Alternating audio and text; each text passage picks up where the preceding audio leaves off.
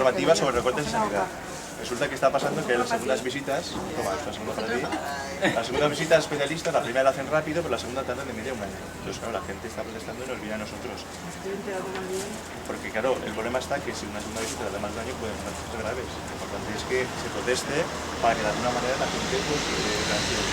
Y como en Aldaya, el ayuntamiento no está haciendo nada, pues se nos la puerta a reaccionar y a hacer cosas para que la gente, pues, intente mejorar la sanidad pública, que es lo que estamos haciendo.